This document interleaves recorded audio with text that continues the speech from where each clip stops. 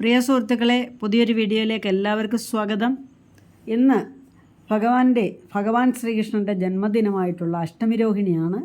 എല്ലാവർക്കും അഷ്ടമിരോഹിണി ആശംസകൾ. എല്ലാവർക്കും ഭഗവാന്റെ അനുഗ്രഹ ആശസ്സുകൾ ഉണ്ടാകട്ടെ എന്ന് പ്രാർത്ഥിച്ചുകൊണ്ട് വീഡിയോയിലേക്ക് എല്ലാവർക്കും സ്വാഗതം. ഞാൻ ഗുജറാത്ത് യാത്രയിലാണെന്ന് കഴിഞ്ഞ ഒരു ചെറിയ വീഡിയോയിൽ പറഞ്ഞിട്ടുണ്ടായിരുന്നു. നമുക്ക് ആദ്യമായിട്ട് നമ്മുടെ പ്രപഞ്ചനാഥനായിട്ടുള്ള ദ്വാരകാധീശൻ്റെ സന്നിധിയിലേക്ക് തന്നെ പോകാം. എൻ്റെ വളരെ കാലത്തെ മോഹം പൂവണിയാൻ പോവുകയായിരുന്നു ഈ യാത്ര.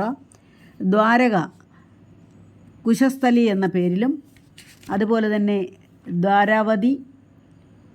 ദ്വരവതി കുശസ്ഥലി എന്നിങ്ങനെ പല പേരുകളിൽ അറിയപ്പെടുന്ന, എന്നാൽ ഏറെയും അറിയപ്പെടുന്നത് ദ്വാരക എന്ന് തന്നെയാണ്. ആ ദ്വാരകാധീശനായ ഭഗവാൻ ശ്രീകൃഷ്ണൻ്റെ ദ്വാരക കാണുക, ആ മണ്ണിൽ അരനിമിഷമെങ്കിലും നിൽക്കാൻ കഴിയുക. ഭക്തമീരയും ശ്രീ ശങ്കരാചാര്യരും അതുപോലെ ശ്രേഷ്ഠരായ അനേകം ഭക്തരും വന്നുപോയ മണ്ണ്, ഭഗവാൻ ശ്രീകൃഷ്ണൻ 100-ലേറെ വർഷക്കാലം ജീവിച്ചിരുന്ന മണ്ണ്, ഭഗവാന്റെ ബാലലീലകൾ കഴിഞ്ഞാലുള്ള പ്രവൃത്തി മണ്ഡലങ്ങൾ മുഴുവൻ പുഷ്കലമായ മണ്ണ്, ഭഗവാന്റെ അവതാര ഉദ്ദേശങ്ങളെല്ലാം പൂർത്തീകരിച്ച മണ്ണ്. ഇവിടെ നിന്നുകൊണ്ടാണ് ഭഗവാന്റെ എല്ലാ കർമ്മമണ്ഡലങ്ങളും പൂർണ്ണമായത് എന്ന് വേണം പറയാൻ. അങ്ങനെയുള്ള ആ ദ്വാരകാധീശൻ്റെ ആ മണ്ണിൽ, ആ പുണ്യമായ മണ്ണിൽ, അന്തരീക്ഷത്തിൽ, വായുവിൽ ഒക്കെ ഭഗവാന്റെ ചൈതന്യം നിറഞ്ഞു നിൽക്കുന്ന ആ മണ്ണിലേക്കൊന്ന് കാലുകുത്താനായിട്ട് ഞാൻ അനേക നാളുകളായിട്ട് ആഗ്രഹിച്ചിട്ടുണ്ടായിരുന്നു. അതെനിക്കിപ്പോഴാണ് സാധിച്ചത്. ഭാരതത്തിൻ്റെ 4 ഭാഗത്തുമുള്ള പ്രധാനപ്പെട്ട 4 ധാമങ്ങളിലൂടെയുള്ള എൻ്റെ യാത്ര ഈ ദ്വാരകാ യാത്രയിലൂടെ പൂർത്തിയാകുകയും ചെയ്തു. അതും ഒരു ഭാഗ്യമായിട്ട് ഞാൻ കരുതുന്നു. യഥാർത്ഥ ദ്വാരക, ഭഗവാൻ ജീവിച്ചിരുന്ന ആ ദ്വാരക ഇന്ന് കടലിനടിയിലാണെന്നുള്ള വിവരം എല്ലാവർക്കും അറിയാവുന്നതാണ്. അതിനെ ശാസ്ത്രീയമായി ഗവേഷണം നടത്തി വിദേശ രാജ്യങ്ങൾ പോലും കണ്ടുപിടിച്ച് സമ്പൽ സമൃദ്ധമായിട്ടുള്ള, സർവ്വവിധ സൗഭാഗ്യങ്ങളും നിറഞ്ഞു നിന്ന മനോഹരമായിട്ടുള്ള ഒരു സാമ്രാജ്യമായിരുന്നു ദ്വാരക. അതിൻ്റെ അവശിഷ്ടങ്ങൾ ഇന്നും കടലിനടിയിലുണ്ട്. അത് കണ്ടുപിടിക്കപ്പെട്ടിട്ടുണ്ട്. ഇനിയും അവിടെ ഒരു മ്യൂസിയമാക്കി നമുക്കെല്ലാം കടലിനടിയിൽ പോയി യഥാർത്ഥത്തിലുള്ള ദ്വാരക കാണാൻ കഴിയുമെന്നാണ് പറഞ്ഞു കേൾക്കുന്നത്. അതിനെത്രയും പെട്ടെന്ന് സാധിക്കട്ടെ. ഇപ്പോൾ നമുക്ക് ദ്വാരകാധീശൻ്റെ ക്ഷേത്രത്തിലേക്ക് പോകാം. ദ്വാരകാധീശൻ്റെ ക്ഷേത്രവും അതിനു ചുറ്റുപാടുമുള്ള ദ്വാരകയുമായി ബന്ധപ്പെട്ട സ്ഥലങ്ങളാണ് നമുക്ക് കാണാനുള്ളത്. നമ്മൾ ദ്വാരകയിൽ പോകുന്നു, ഗുജറാത്തിൽ ദ്വാരക കാണാൻ പോകുന്നു എന്ന് പറയുമ്പോൾ പ്രത്യേകം ശ്രദ്ധിക്കേണ്ട ഒരു കാര്യം തന്നെയാണ്. ഭഗവാന്റെ സാമ്രാജ്യവും കൊട്ടാരവും തലസ്ഥാനവും ഒക്കെ ആയിരുന്ന ആ ദ്വാരക കടലിനടിയിലാണ്.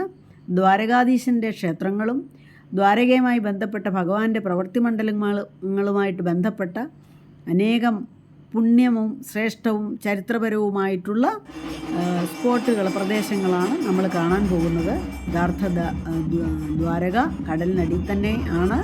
അതിന് ചുറ്റുമുള്ള, അതുമായി ബന്ധപ്പെട്ട ഇന്ന് അവിടെ കാണുന്ന പല പ്രദേശങ്ങളാണ് നമ്മൾ കാണാൻ പോകുന്നത്. ബേഡ്ദ്വാരക ഒരു ദ്വീപാണ്.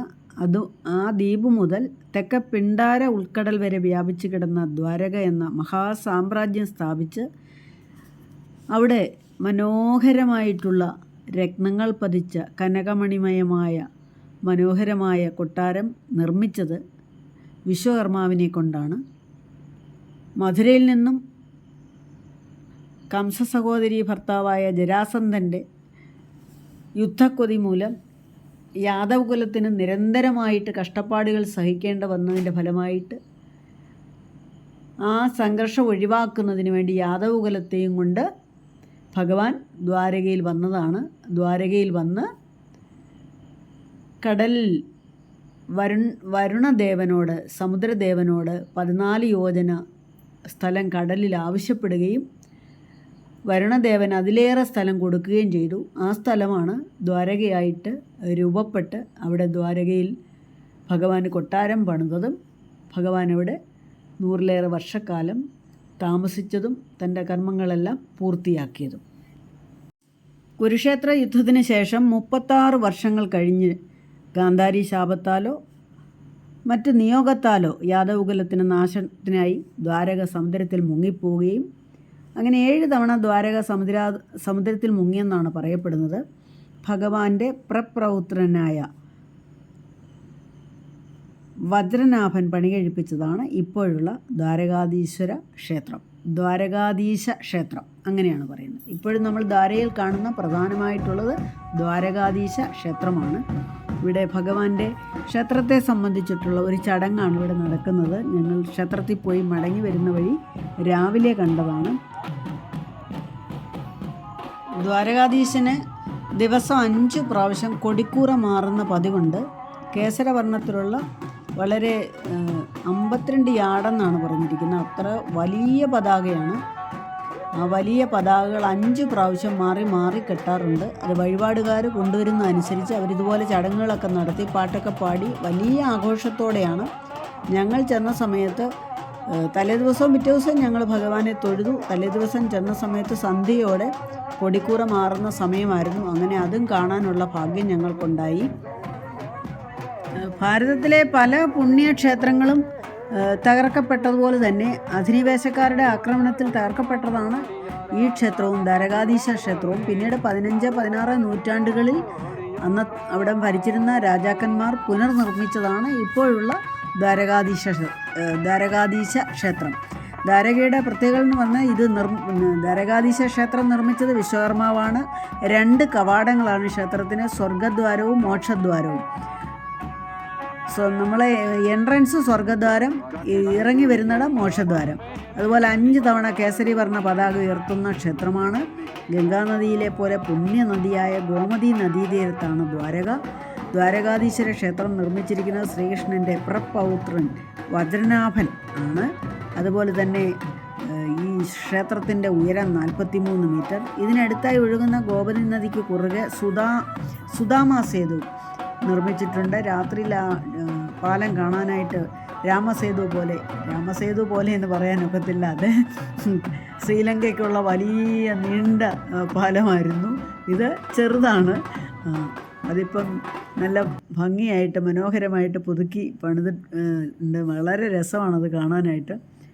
പിന്നെ അങ്ങനെ ഒത്തിരി പ്രത്യേകതയുള്ള ഇതാണ് ഈ ദ്വാരകാധീശ ക്ഷേത്രം. ഭാരതത്തിലെ പവിത്രമായ 4 ധാമങ്ങളിലൊന്നാണെന്ന് പറഞ്ഞല്ലോ. അതുപോലെ തന്നെ ഭാരതത്തിൻ്റെ ധാർമ്മികതയ്ക്ക് അടിത്തറ പാകിയ, ഭാരതത്തിൽ അങ്ങോളം ഇങ്ങോളം മഠങ്ങൾ സ്ഥാപിച്ച, ക്ഷേത്രങ്ങൾ സ്ഥാപിച്ച് പ്രതിഷ്ഠ നടത്തിയ നമ്മുടെ ആദിശങ്കരാചാര്യർ ഈ ദ്വാരകയിലും വന്നിട്ടുണ്ട്. അദ്ദേഹത്തിന് അവിടെ പ്രത്യേക ഒരു കോവിൽ അദ്ദേഹത്തിനുമുണ്ട്. അങ്ങനെ എന്തുകൊണ്ടും മഹത്വമേറിയ, എത്ര വർണ്ണിച്ചാലും മതിയാവാത്ത, എത്ര പറഞ്ഞാലും തീരാത്ത, ഏത് ഭാഷ ഉപയോഗിച്ചാലും പറ്റാത്ത അത്ര മാത്രം മനസ്സിലേക്ക് ഉള്ളിലേക്ക് കയറുന്ന ഭഗവാന്റെ ദ്വാരക, ഭഗവാന്റെ കഥകളെല്ലാം കേട്ട് വായിച്ച് പഠിച്ചിട്ട് മനസ്സിലാക്കിയിട്ടുള്ളവർക്ക് ദ്വാരക കാണുക എന്നുള്ളത് വലിയ മോഹമാണെന്ന് എനിക്കും അറിയാം. എന്നെപ്പോലെ മറ്റുള്ളവർക്കും എല്ലാവർക്കും വിചാരിച്ചാൽ സാധിക്കുന്നതാണ്. ദ്വാരകയിൽ പോയി ദ്വാരകാധീശനെ തൊഴാനുള്ള ഭാഗ്യം എല്ലാവർക്കും ഉണ്ടാകട്ടെ. എല്ലാവർക്കും ഭഗവാന്റെ ഈ ജന്മദിനത്തിൽ എല്ലാവിധ ആശംസകളും നേർന്നുകൊണ്ട് നിർത്തട്ടെ. നമസ്കാരം.